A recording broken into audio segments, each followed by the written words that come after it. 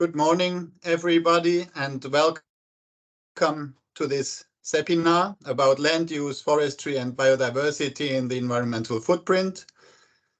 My name is Ulrich Leberle. I'm a materials director in Cepi. Will be given by, on the one hand, my colleague Katharina Hohenthal in Cepi, and then the main part from Raphael Horn from Fraunhofer. This seminar will be recorded and have enough time to after the presentations.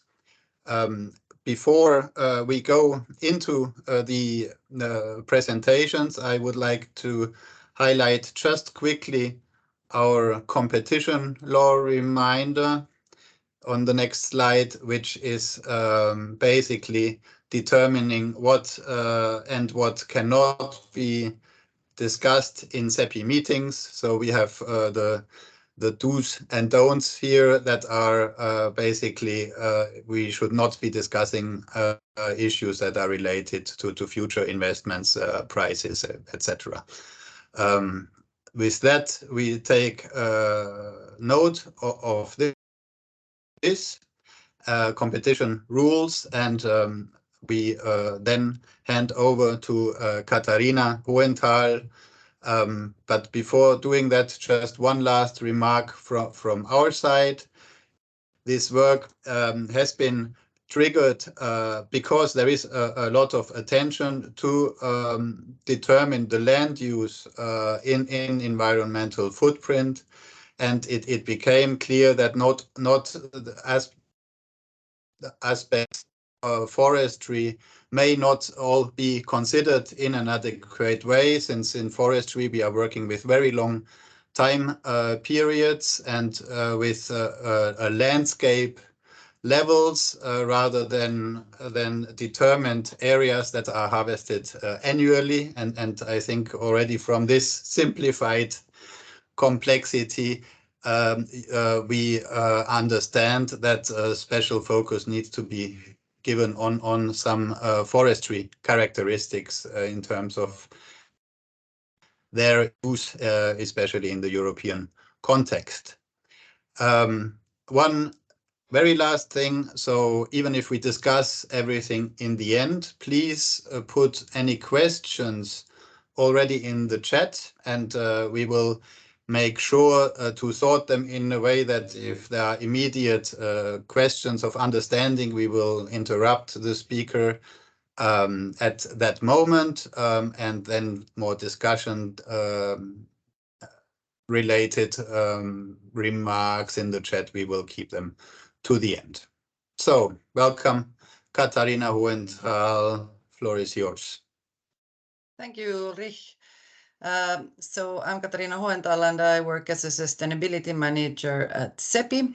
And so my background is in life cycle assessment and product environmental footprint. And now I see I have a typo here, but doesn't matter. I want to give a little short introduction to product environmental footprint and what it is about and why it's important in the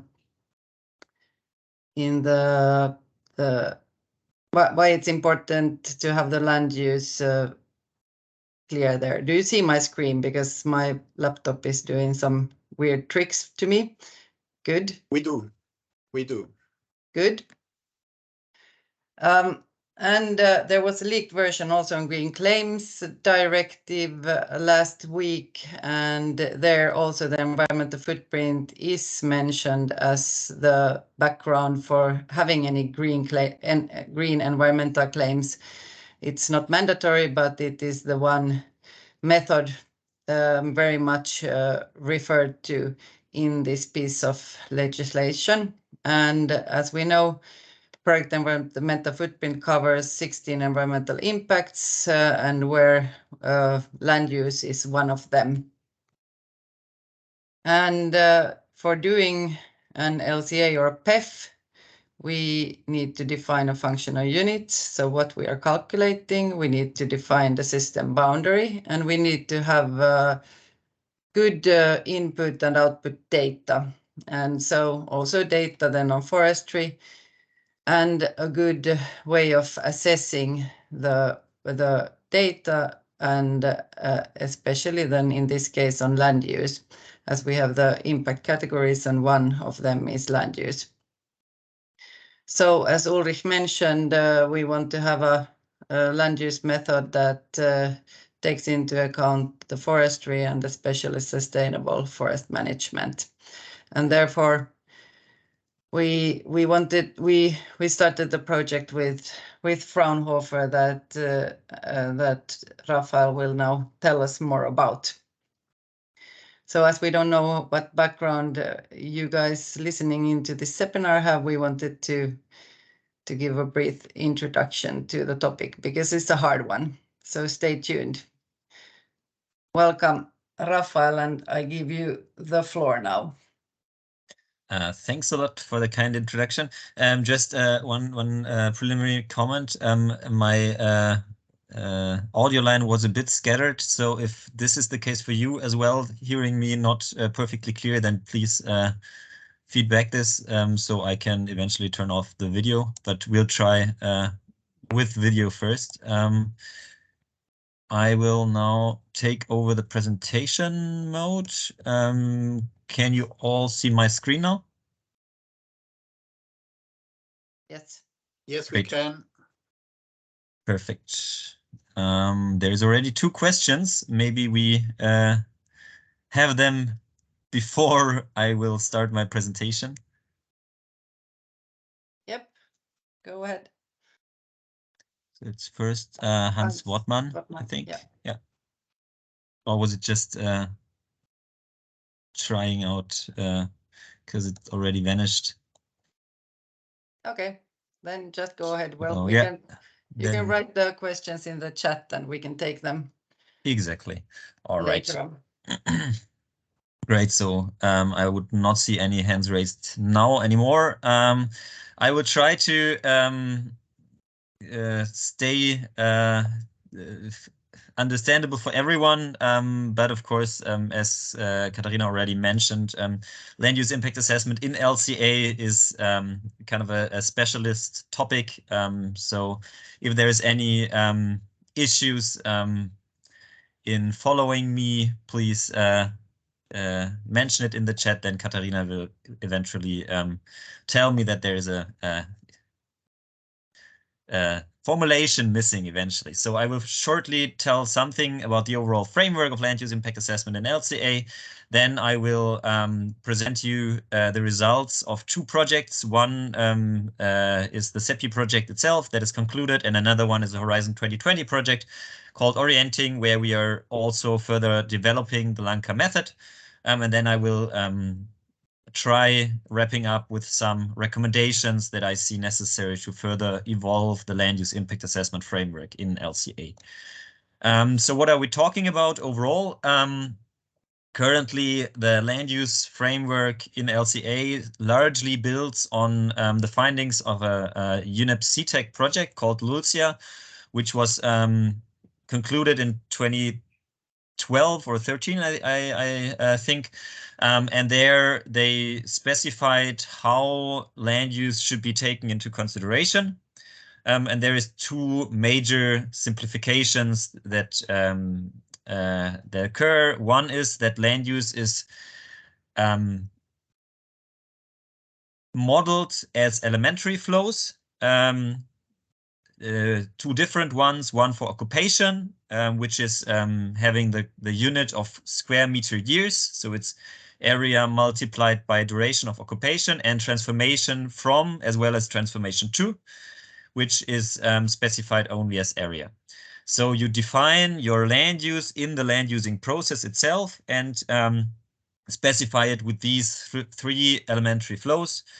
And then the land use impacts themselves are calculated as a characterization using characterization factors, and the current status is that those are available on country levels for a distinct list of land use types So there is a defined list of land use flows, and those are provided with impact factors that then are multiplied by the square meters or the square meter years. For the PEF, there is a recommendation, or they selected the LANCA method, which is the land use impact assessment method that is developed at Fraunhofer by myself and my colleagues. We jointly, together with the JRC, developed a single point index on the LANCA values that is currently applied in the PEF. And that is part of the characterization set that you have to apply in environmental footprint studies. Furthermore, this method also has been considered in the update of the 15804 for environmental product declarations, but in there it's set as an optional category. Two major issues that are obvious and that came up already beforehand is, first of all, biodiversity is not included yet in this land use impact assessment. And the second is that this is also why CEPI approached us. There is implementation and interpretation issues in many cases. So even though those values now are calculated, it's not very clear why the numbers are as they are and what you would do with them in a way. Now, looking at the LANCA framework itself, what we have been doing, so LANCA is already a little bit older than the UNEP-CTEC framework. It's established in 2002, but we kind of reshaped the LANCA framework to be suiting the UNEP-CTEC land use framework as soon as this was available, and as soon as it was becoming clear that for PEF, for example, it is necessary to align with that framework. What we have been providing in the LANCA version 2.5 that is currently in the PEF is characterization factors for 57 land use flows. This is the distinct list that you have to address, restricted to the terrestrial land use flows for 212 countries and for 5 indicators addressing occupation and transformation. As already indicated in PEF itself, only a normalized and aggregated value, the soil quality index, is provided, and not results related to the different indicators that would be kind of reflecting actual soil qualities. Here, one schematic depiction of what occupation and transformation mean in the course of land use impact assessment in LCA. The major impact usually relates to occupation, where you would have the duration of land use, and you calculate the occupation depending on the definition that you're using as a delta in quality between the reference state and the actual soil quality during occupation. There is one large simplification included, which is that the area considered and the quality considered stays the same over the duration of land use. So there is no option to, for example, change the quality, increase the quality during occupation. Second, there's the transformation impact, where you have to differentiate between permanent and reversible transformation impacts. The permanent transformation is the one that cannot be fully restored, so the kind of irreversible part of your occupation impact.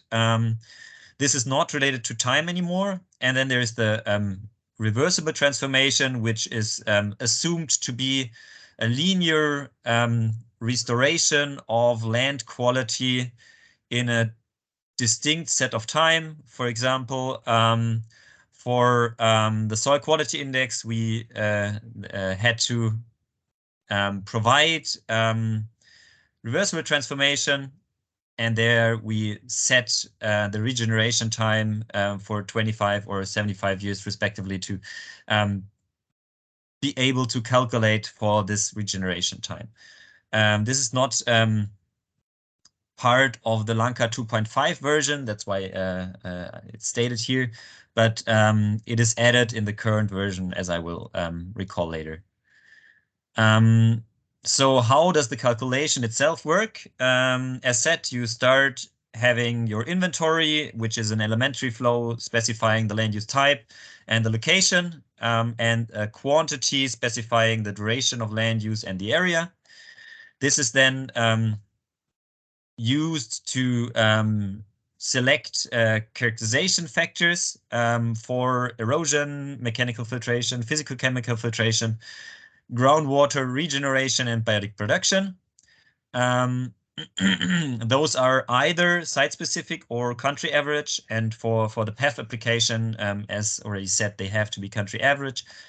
And then you characterize your values, having then impact results for all those impact categories and for occupation and transformation, and then those are normalized and aggregated. What does this mean in a concrete example? For example, here it would be intensive forestry taking place in Austria, considering a time frame of 60 years. You would have these information in the elementary in the actual LCA model. So 3 elementary flows with these numbers. Then you can jump in the characterization factor list where, for example, this is now only one of the values. You would have an erosion value for occupation of 33 grams of potentially lost soil per year and area. This is now multiplied with the occupation value. So you have overall over your considered period of 60 years, you would have roughly 2 kilograms of potentially lost soil. And this then is aggregated using all the indicators and all occupation and transformation towards one single factor that then is unitless. So you have a number of roughly 5,000 related to this 1 square meter of forest, which now is very hard to investigate because you don't really see if this is much or if this is maybe a good value. So this is where we're at the starting point. Now, Cepi gave us the opportunity to deeply investigate land use in forestry and in PEF in a project that ran 2020 to 2021, where we had a systematic investigation on those methodological issues and try to systematically derive improvements and kind of partially implement them as well. We did an exemplary application as well as created a section for practitioners. The result is publicly available at the following link. So you can freely download this and have an in-depth read on what we have created as results. Looking at the main project findings, we did find some significant issues in EF as it is applied in the current state. One of the major issues is that the flow nomenclature does not reflect the available forestry regimes nor the different silvicultural systems that would be available among different countries. Then we identified significant data gaps for inventory, but also for characterization factors and weighting, and some ambiguities. So let's say improper definitions within the UNEP CTEC framework that cause different applications still being in line with the UNEP CTEC framework, but creating significantly different results. Out of that, we derived some recommendations. First of all, we propose a new nomenclature based on silvicultural systems and management strategies. Then we proposed an improved modeling framework, looking at the different option on how to actually model your forestry system in the inventory. Then we proposed an update of the LANCA characterization factors for impact assessment, and also proposed some general improvements in the impact assessment itself. Looking a bit in detail at some of those recommendations, especially the land use flows are of relevance, where I want to have a short, in-depth look. At the first column, you see the original land use flows that are currently in place. So you have forest natural, forest primary, forest secondary, and then forest used, as well as extensive and intensive. So usually the first two, natural and primary, are not applied in technical systems. So they're actually available but not usable. The same applies to the forest secondary, where usually you would not create or almost not create production from it. So you remain having the three used, extensive, and intensive, where used is only the kind of first hierarchy level, and then you have extensive and intensive. Remaining only those two. We see that those not at all reflect the different options that you have managing your forest. So what we proposed is a hybrid out of two forest-related publications, which is Nabos et al. And Cardellini et al., looking at management strategies and silvicultural systems. And there you would see that you do have a intensity description for the management strategies, but you especially would have different management practices described in the silvicultural system management, and those would be the ones that at the time being we would suggest being applied, because those far better relate to actual impacts in the forest as well. So this is one of the key results. However, I will come to that a bit later again. Proposing new elementary flows is a large issue, because the ones that are implemented now are available in all the LCA databases, in all the LCA models. So proposing replacement of those flows means that all the land use related models, especially also the background models, have to be kind of touched, and the flow names here have to be replaced by new, hopefully more adequate flows. So this is something that needs to be discussed, and especially how such an improvement might take place has to be discussed as well. So this is something, for example, that for the PEF database, so for the generic data that the JSC provides, might be a future suggestion how land use impacts might be better addressed. As said, there is a second project where we are further developing LANCA, which is the ORIENTING project. This started end of 2020, and will run still until end of the year. It is overall aiming to develop operational lifecycle sustainability assessment methodology. So kind of trying to extend what we have with PEF to the other dimensions of sustainability. And one of the topics is also to further evolve the PEF methodology with a focus on land use and biodiversity. This is also our role in the project. So there's two major work packages we're involved: further development of LANCA in work package 2, and then the application in work package 4.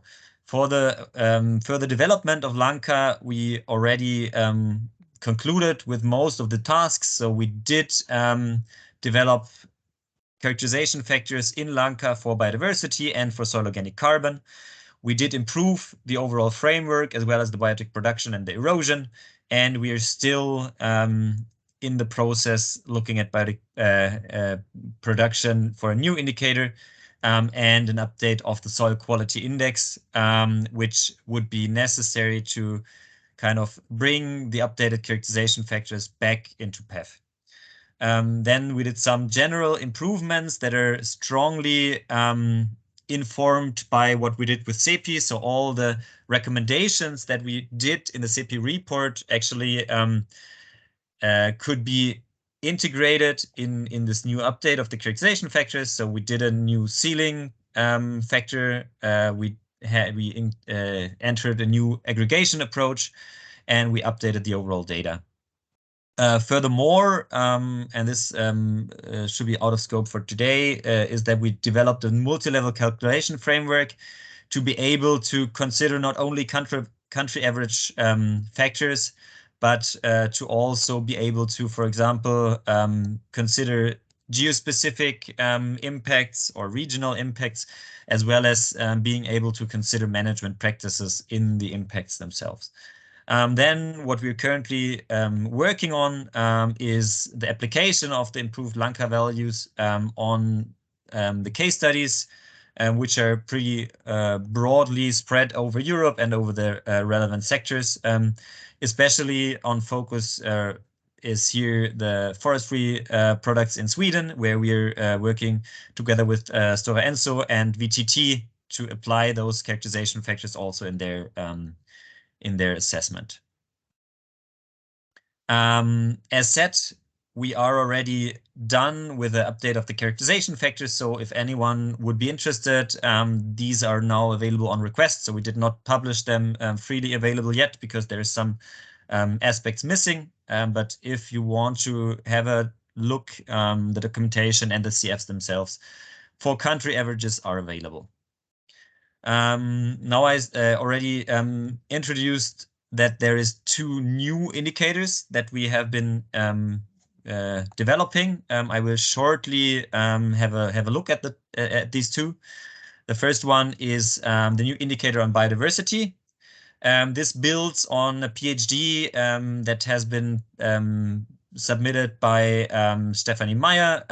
It is called the Biomaps methodology, and it's a largely GIS-based approach that creates a single point on overall biodiversity impacts from land use based on a so-called multiscale approach. There we consider the relevant organizational scale levels, ecosystem, species, and genes.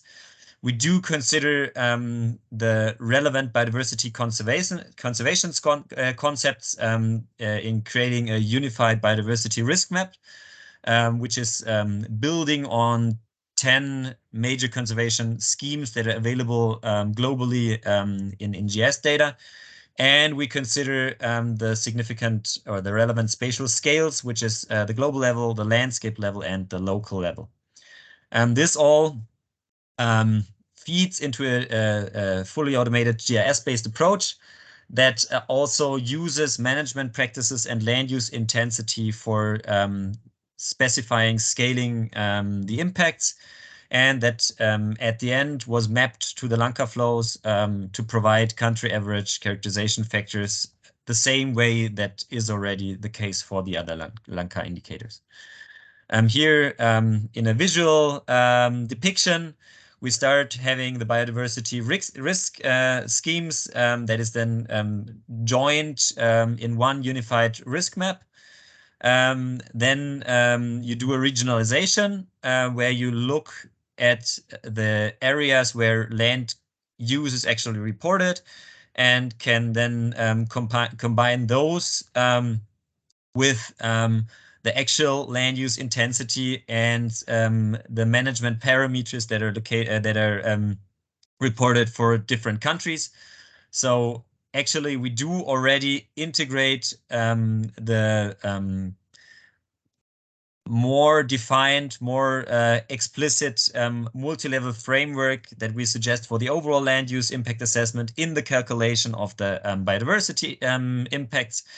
And then you bring them together, looking also at a kind of simplified landscape composition to consider, for example, if the areas are scattered or if they're homogeneous. And then you create a land use map for a specific land use flow, which then is aggregated to a country average. So at the end, all this is kind of in the background, and you would have one characterization factor for a flow and for a land use for a country. But if further information is available, and if, for example, we see the land use flows being inadequate, then this can be directly included in the process, and results can be created accordingly. The second new indicator is on soil organic carbon, where there was a SOC workshop in the GLAM2 context already 4 years ago. We are still waiting for the paper to be finally published, but it should be ready any day, I hope. So all the feedbacks are included. This SOC characterization factors build on the IPCC SOC change factors, tier 1, and then we use a climate zone and land use type map to kind of derive CFs for the different countries and the land use types, consistent with the LANCA framework again.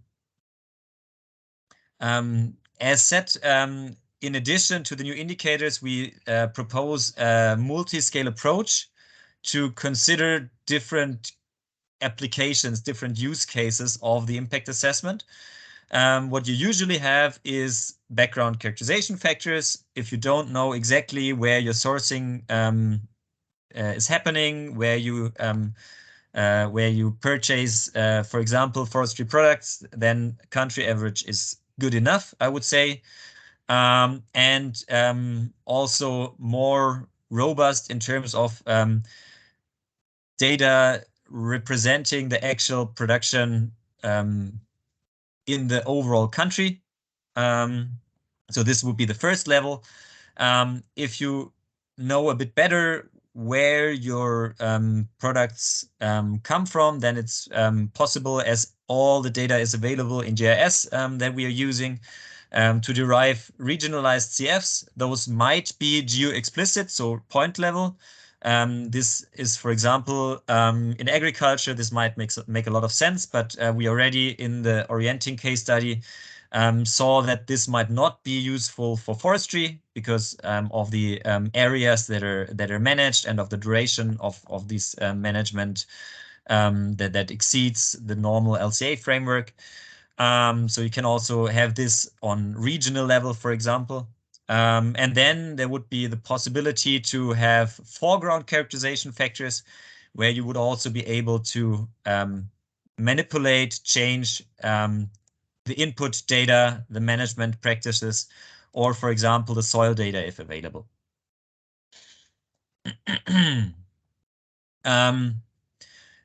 As said, we already implemented a lot of the recommendations we made in the CP framework, especially looking at the impact assessment. But we still see some improvements necessary to create a robust method to allow the practitioners to work with the land use impact assessment method and to understand the results. First, we see that it's necessary to apply a new forestry nomenclature, as we suggested, or at least building on that. But this is also the case for other production systems. So this is not only a problem of forestry, but it's a general problem with this list. And this is something where we need improvement, and we need a kind of harmonization effort and a joint activity. Then we see an issue with the biotic resources. As said, we did an update, but this builds on the human appropriated net primary production, which is generally set to 0 for forestry systems. So, for example, for forestry, you would have no characterization factors, but 0. And then a third point, which is maybe not so short term, is that the weighting in the PEF is a 1-to-1 weighting. So each of the indicators has the same weight, regardless of its relevance. And we see it necessary to change that due to a scientifically based weighting process. In addition, this is looking at the impact assessment itself. I think we made some significant progress here already, implementing the new characterization factors and the multiscale framework. But in addition to that, of course, the overall land use modeling and framework also needs improvement. First of all, we saw the necessity for a guidance on the application, on the interpretation and the communication of land use impacts. So even though we did that project with Cepi and we had a lot of discussions and we did try to boil everything down to the maximum extent possible, we still see it challenging to explain the results to externals, to explain the framework to externals, and to draw conclusions in terms of decision-making, sourcing, or whatever from those values. So there definitely some more effort is necessary. And then looking at the framework in place, we see it necessary to establish a process to systematically rework and improve the framework itself. Ideally directly in cooperation with the EC/JRC.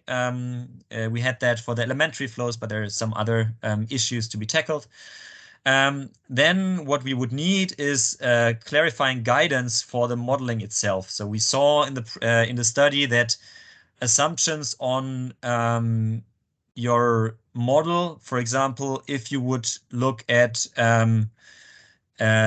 national forestry statistics, looking at actual harvest volumes, or looking at a virtual modeling of future forest changes, or looking at a full rotation and kind of trying to reflect the full rotation in the model, has large assumptions, large implications on the results.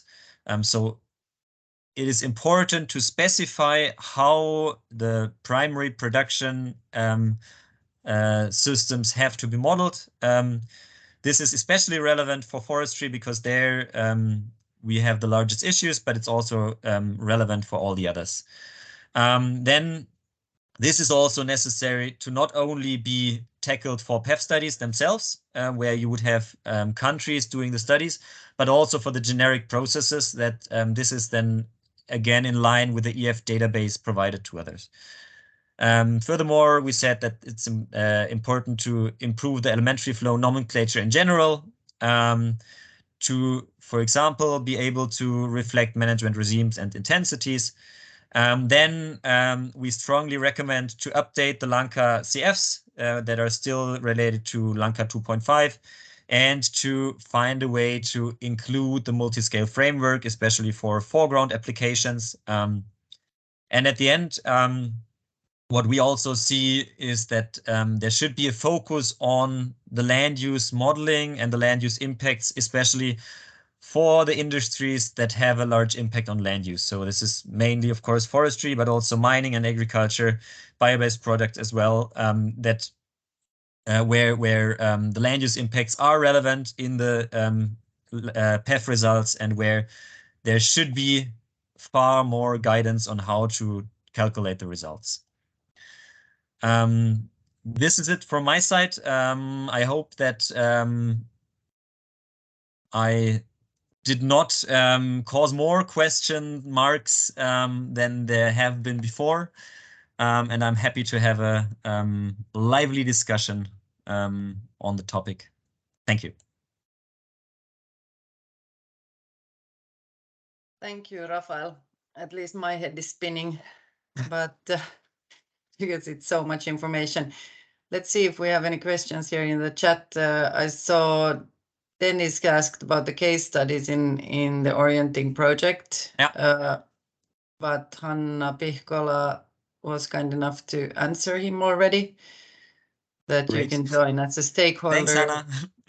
in the Orienting website. So everybody who wants to follow that can join there. Thanks, Hanna. Then what was the next question? We have Jori here, a very long question. But for later discussion, much of land, including forest land, has to be restored in EU. This obviously would be a positive impact, but the PEF methodology ignores any positives and only accounts for negative impacts. How can this be resolved? And in general, if businesses are supposed to move to a regenerative models, is this only left for handprints, or do you see PEF methodology catching up such positive impacts?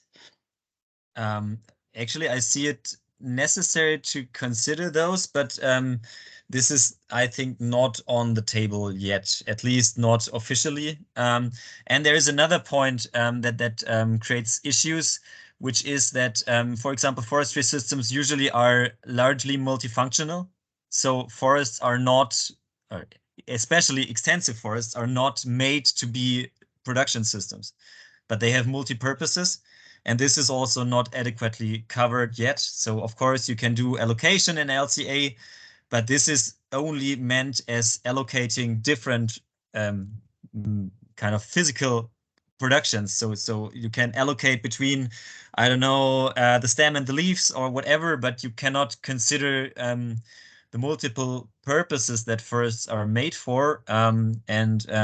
This is one of the issues where at the end, the result usually is that extensive forests might be worse than intensive forests, because you would only look at the production and the yield decreases because you would extract less wood. And this creates then an kind of increasing impact because you need more area for the same amount of wood. Of course, your characterization factor is less, but multiplying with a larger area, you create higher impacts for your forest, which of course is kind of counterintuitive.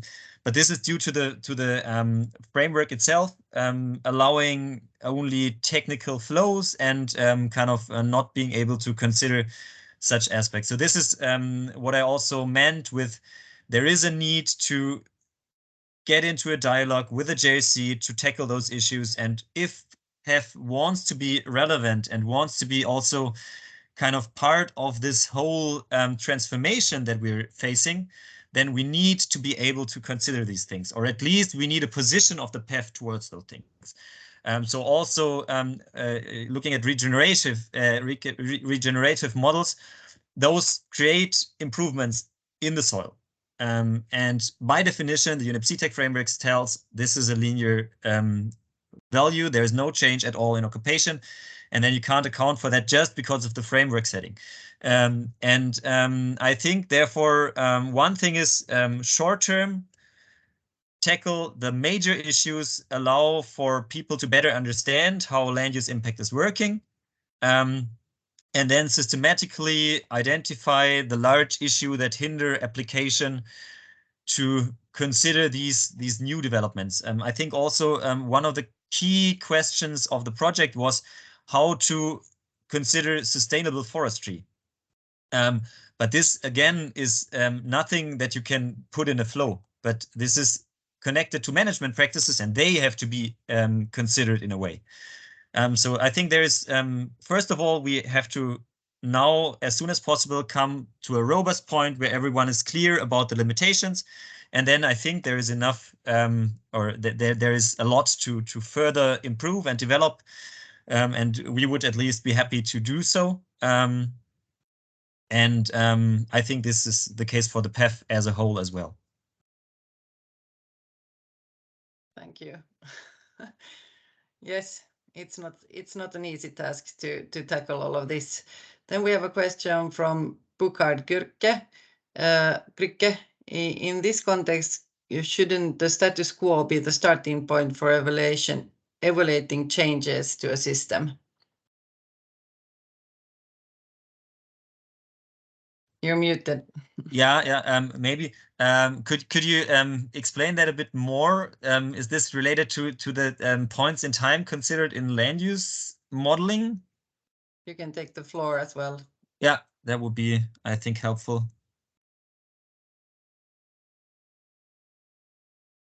Okay. While we wait for him, we can take the next question. Or are you there? No. I can. Otherwise, if so, I could say something on it, but I'm not sure if this was meant. So in general, this one of the main questions is on the reference system. So at the time being, the setting is reference system is quasi-natural state, and all the impacts are relating to this.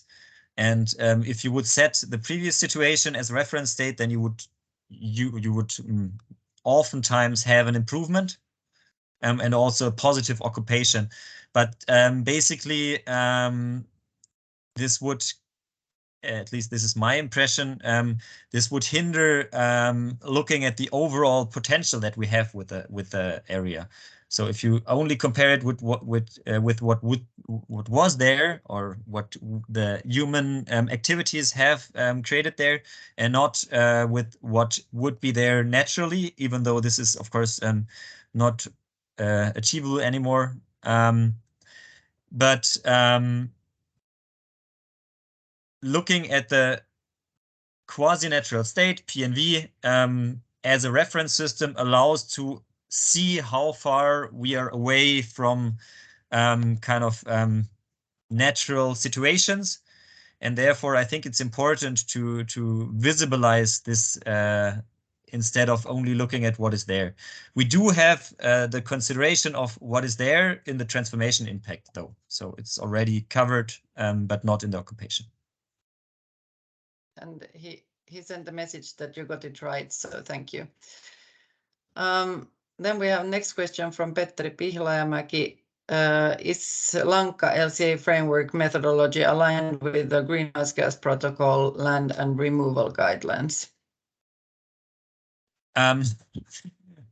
Partially. Actually, this is one of the points where I also see necessity to improve the inventory guidance, which we don't cover because we are an impact assessment framework.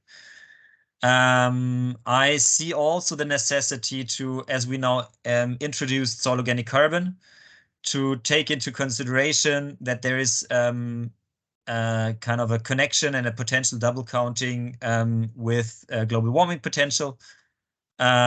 Which also is the case for biotic growth, where you would have above ground biomass.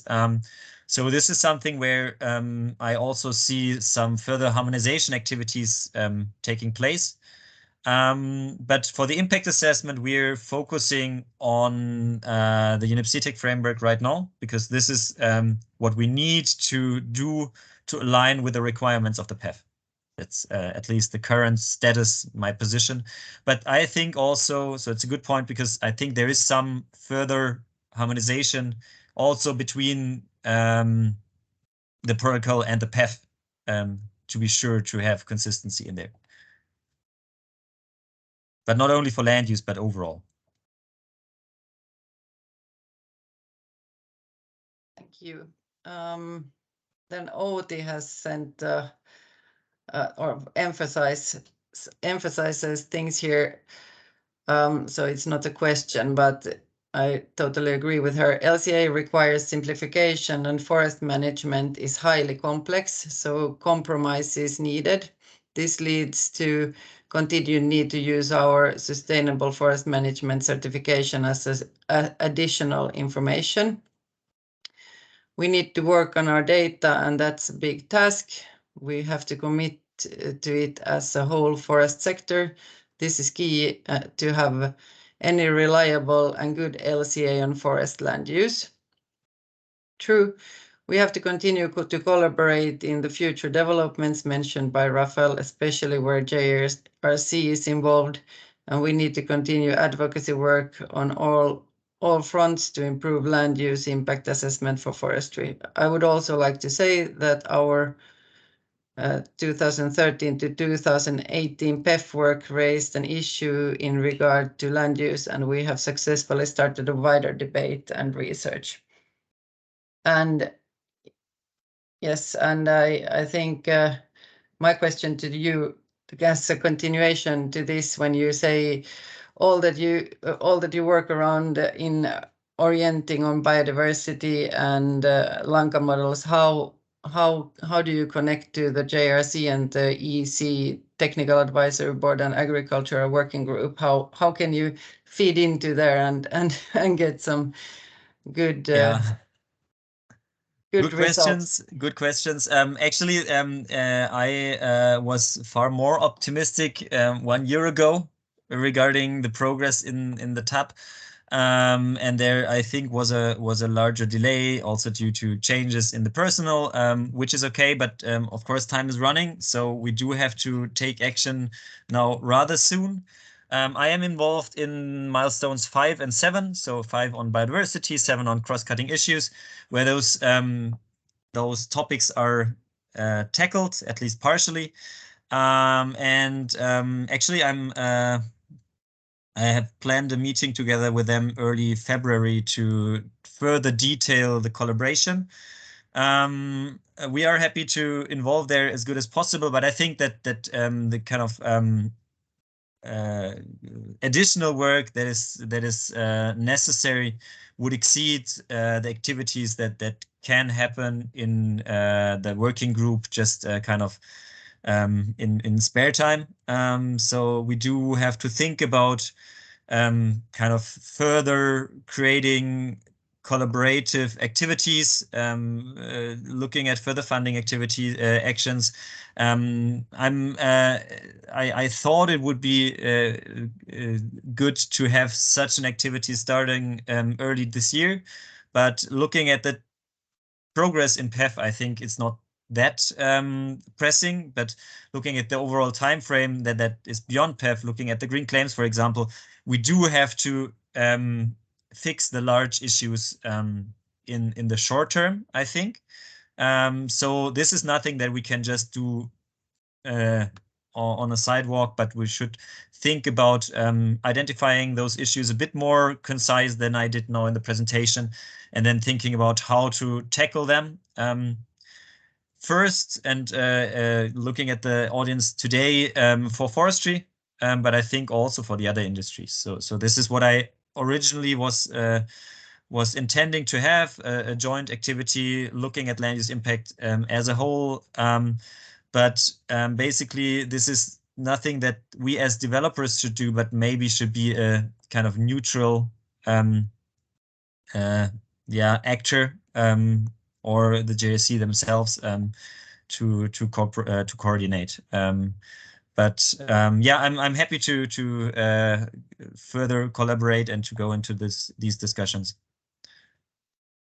Thanks. And here is actually a question from Martina Boschero from JRC concerning the nomenclature. Did you find alignment among the literature and among different countries on the definitions of the different forestry systems and forestry management?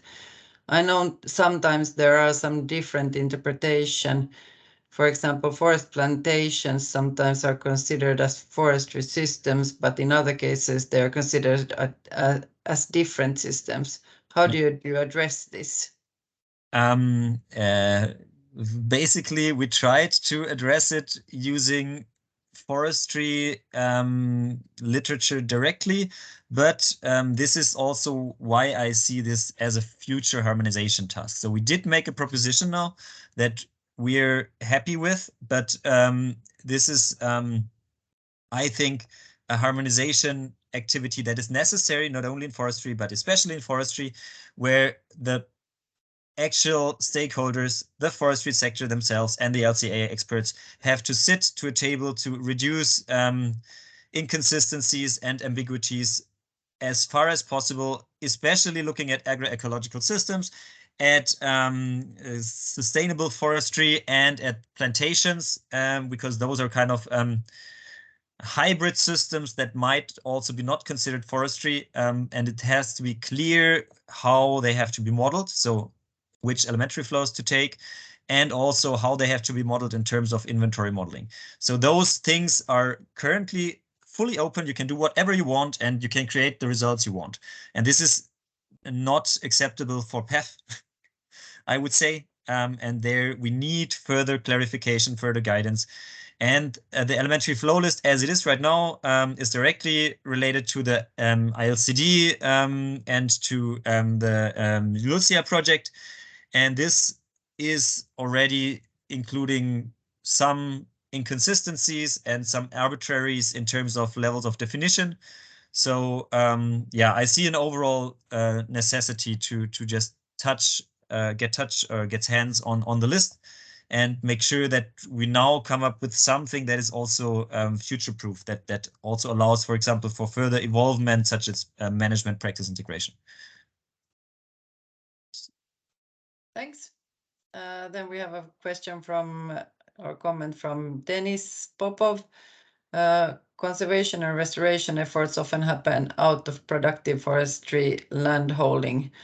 There should be a way to include outer areas into the boundaries. For example, we may source wood from the productive area of 1,000 hectares, which is adjacent to 10,000 hectares of biodiversity important areas supported by us.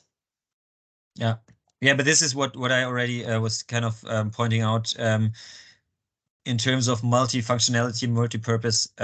So LCA currently does not reflect that, and it is challenging to really consider this being part of an LCA system. But there is options. I don't see this as a kind of short-term solution. Then we have a question from Johan Scharinger. Is the forest as a carbon sink part of this assessment methodology? Not directly currently, because it does not provide global warming potential factors. This is I think I had one sentence or so on the harmonization between other impact categories and land use. So you would need to consider the kind of connection between global warming potential and soil organic carbon, as well as biotic production, to be able to consider that. So it's especially also an inventory issue, and then connected with the impact factors. So I see it more as a kind of consistency than as actual including this in the impact factors. Thanks. Then a comment from Dennis: definitions of FAO should be used. I guess it was referring to the earlier comment. Outi says she agrees with you on further collaboration. And then we have from Valeria De Laurentiis from JRC. Thank you for the presentation regarding the new elementary flows suggested. How operational is it to drive CFs for all world countries? Yeah, agree.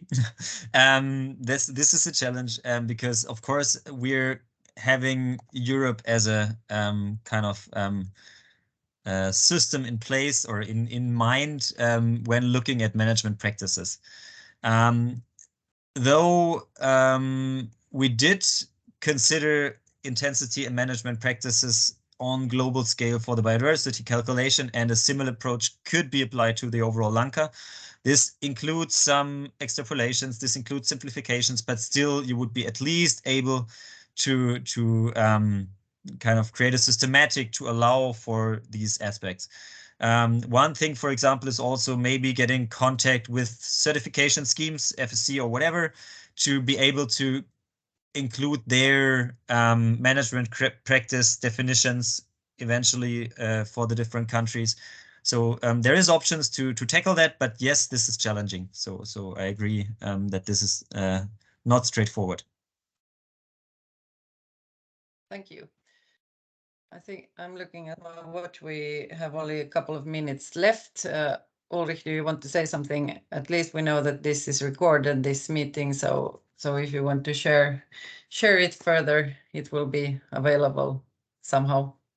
Kasia will tell us more. Thank you very much, Raphael.